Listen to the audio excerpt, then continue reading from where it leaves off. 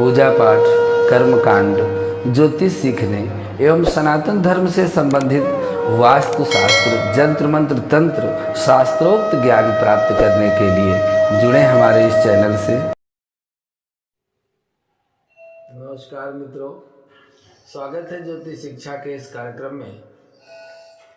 आज आपके लिए ग्रहों के अधिपति भगवान सूर्य यदि आपकी जन्म कुंडली में कहीं अनिष्ट हो गए हैं या दूसरे, सातवें, आठवें और 12वें, दूसरा अर्थात मार्गेश स्थान, सातवां अर्थात मार्गेश स्थान, आठवां आयु स्थान, 12वां व्यय स्थान, इन कुंडली के 4 भाव में यदि सूर्य बैठे हैं तो वह पीड़ित हैं।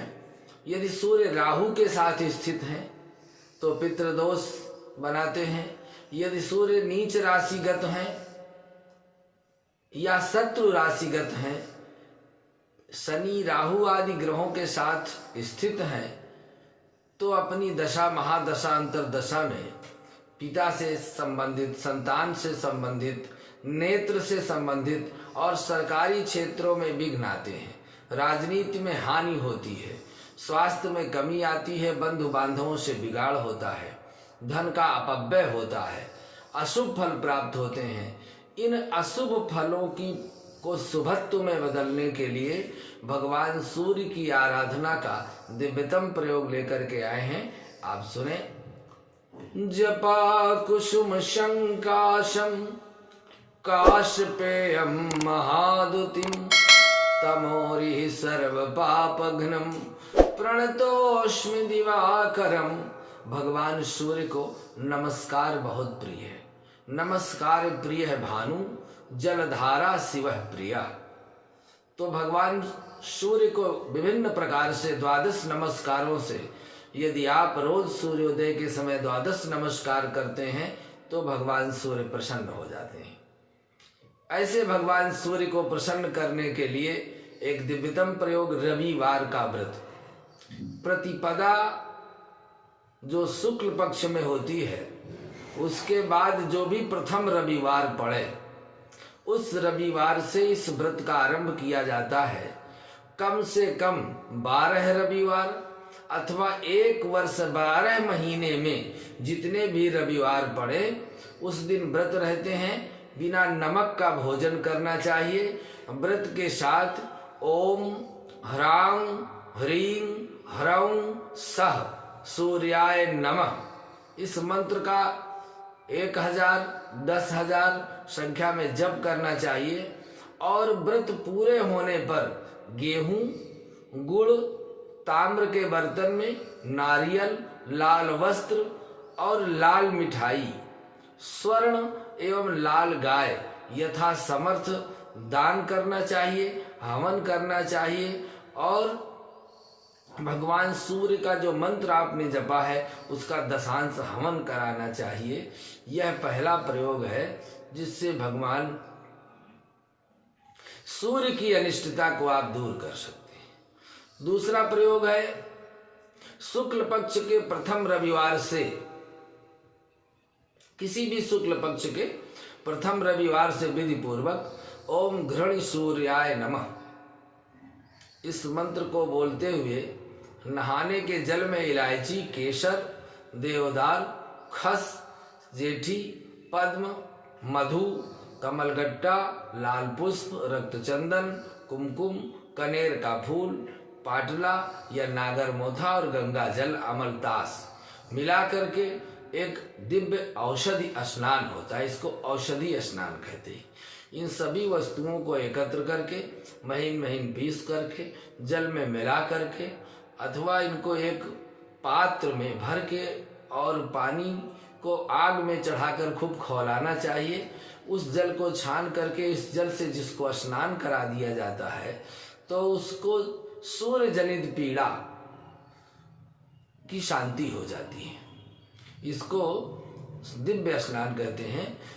तीसरा है कि संक्रांति अथवा जन्मदिन के अवसर पर, संक्रांति पड़े अर्थात मकर संक्रांति या महीने की संक्रांति, अथवा जिस दिन आपका जन्म नक्षत्र हो, तारीख नहीं, जन्म नक्षत्र जिस दिन हो, उस जन्म नक्षत्र के आने पर गेहूं का तुला दान, तराजू में एक तरफ गेहूं और एक तरफ खुद बैठ करके गुड़ व दक्षिणा सहित संकल्प पूर्वक तुला दान करना चाहिए। तुला दान करने से भी सूर्य जनित, गेहूं का तुला दान करने से सूर्य जनित पीड़ा शांत होती है।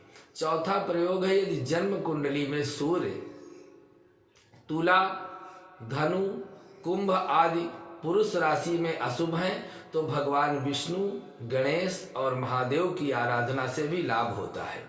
यदि सूर्य वृक्ष, कर्क, कन्या आदि स्त्री राशि में अशुभ हो गए हैं तो भगवती दुर्गा की आराधना करें, नवचंडी पाठ करें, इससे भी भगवान सूर्य की शांति होती है। पांचवा है कि शुक्ल पक्ष के प्रथम रविवार से आरंभ करके 21 रविवार रसोई में प्रथम रोटी जो बने उसके 4 भाग बना करके गुड़ सहित काली गाय को खिलाने से भी लाभ होता है। छठवां है, मस्तिष्क एवं नेत्र से संबंधित जो रोग होते हैं तो वो सूर्य नमस्कार से अथवा नेत्रोपनिषद या चाक्षुषी विद्या के स्तोत्र के पाठ से नष्ट होते हैं।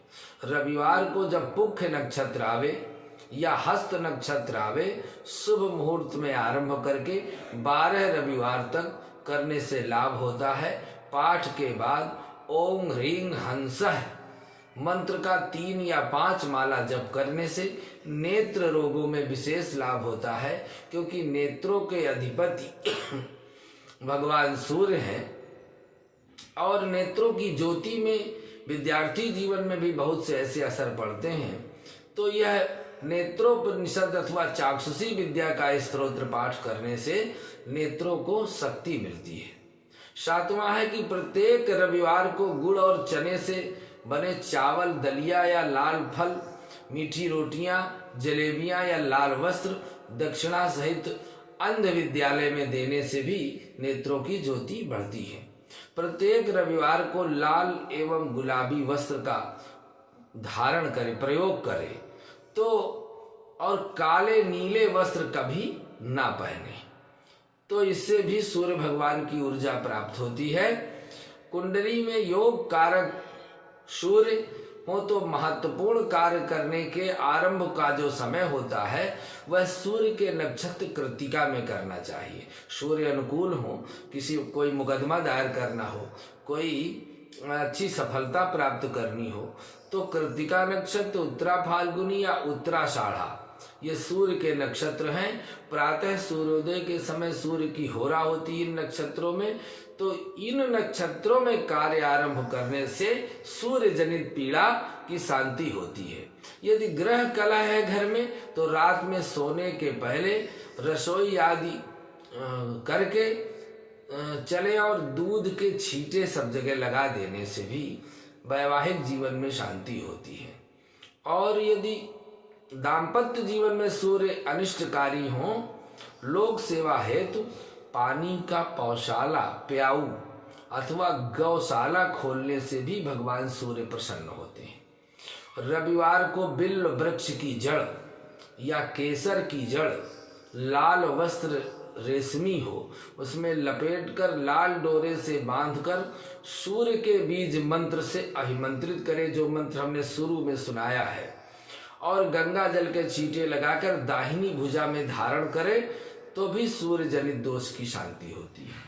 कुंडली में यदि सूर्य राहु जनित पितृ दोष बना रहे हैं तो उस पितृ दोष की शांति के लिए अमावस्या के दिन पितृपक्ष में पितरों का तर्पण श्राद्ध करें, पीपल का पूजन करें, ब्राह्मण का भोजन करावे, दान संकल्प के साथ अथवा नारायण बलि, नाग बलि आदि अनुष्ठान करने से भी राहु जनित सूर्य के साथ स्थित पितृदोष की शांति होती है। या सप्ताह पारायण श्रीमद् भागवत महापुराण का पाठ श्रवण करने से भी पितृदोष की शांति हो जाती है।